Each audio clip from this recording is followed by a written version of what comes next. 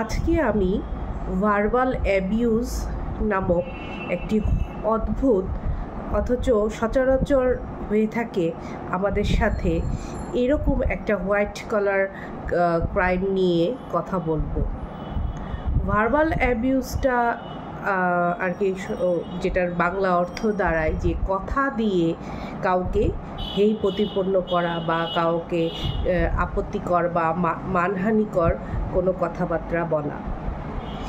এটি আজকে আমি এই বিষয়টি আলোকপাত করব যে আমাদের নারীরা সাংসারিক জীবনে কিন্তু প্রতিনিয়ত তারা তাদের ইনলজদের দ্বারা হাজব্যান্ড দ্বারা কিন্তু ভার্বাল অ্যাবিউজের শিকার হয়ে থাকে। অনেকে তো বুঝতেও পারেন না এটা একটা ক্রাইম।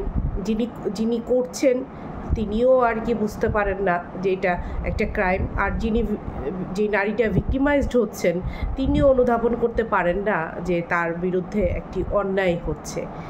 অনেক সময় কথার ছলেই হাজব্যান্ড বা শ্বশুরবাড়ির লোকজন নারীটিকে নানাভাবে অপমানজনক অপবাদ, গালিগালাজ অথবা বিভিন্ন রকম কটু কথা বলে থাকেন তার পরিবার নিয়ে, তার বডি শেমিং নিয়ে, তার কোয়ালিফিকেশন নিয়ে। তো বিভিন্ন অ্যাঙ্গিকে কথা দিয়ে তাকে অ্যাটাক করা হয়, যার ফলে কিন্তু তিনি ধীরে ধীরে অনেক সময় অনেক নারীরাও আছেন যে এই জিনিসটা আস্তে আস্তে তার মানসিক নির্যাতনের কারণবশত উনি অনেকটা মানসিকভাবে বিপর্যস্ত হয়ে পড়েন।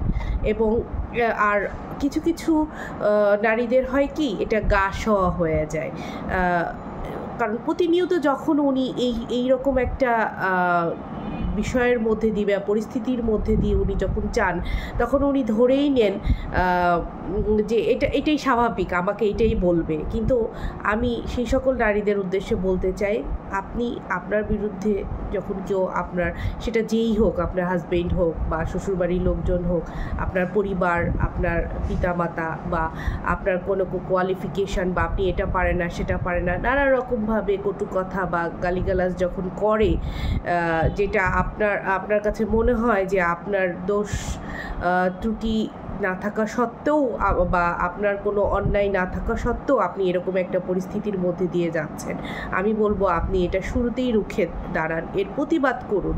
তাছাড়া কিন্তু এটা বাড়তেই থাকবে।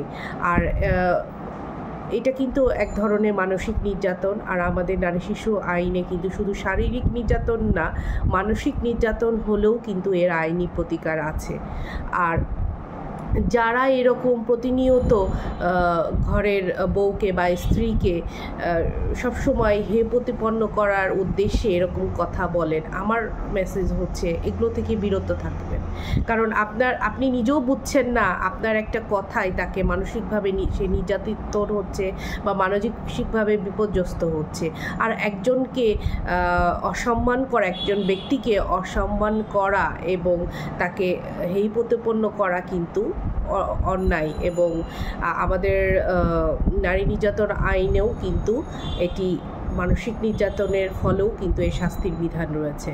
সুতরাং ফট করেই চাইলেই স্ত্রীকে একটা কথা বলে দেওয়ার আগে বা সেটা কতটুকু যৌক্তিক, এটা কি তার সেলফ রেসপেক্টে কোনো আঘাত আনবে কি না, এই বিষয়গুলো কিন্তু ভেবে দেখবেন। অনেকেই বলতে পারেন যে এই আর এমন কি, এটা তো হতেই পারে, এরকম আমাদের সমাজে হয়েই আসছে।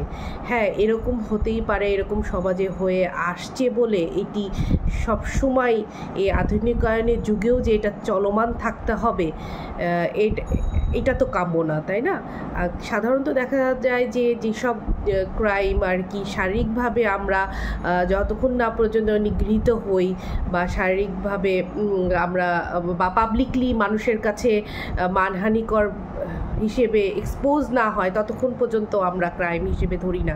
কিন্তু এটাও কিন্তু একটা ডোমেস্টিক ভায়োলেন্সের অংশ, যে চাইলেই কিন্তু একজন ব্যক্তিকে তার বডি শেমিং, তার কোয়ালিফিকেশন বা তার পরিবার টেনে কটু কথা বলা যাবে না।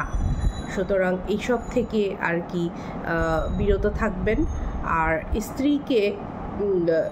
আপনি স্ত্রীকে অসম্মান করে যদি কোনো কিছু বলেন বা মানুষজনের সামনে ফট করে একটা কথা বলে ফেললেন, সেটাতে কিন্তু আপনারও কিন্তু সম্মান বা শোভা খুব একটা বৃদ্ধি হবে না। এটা নিজের জন্যও আর কি ভেবে দেখবেন। জি, ধন্যবাদ।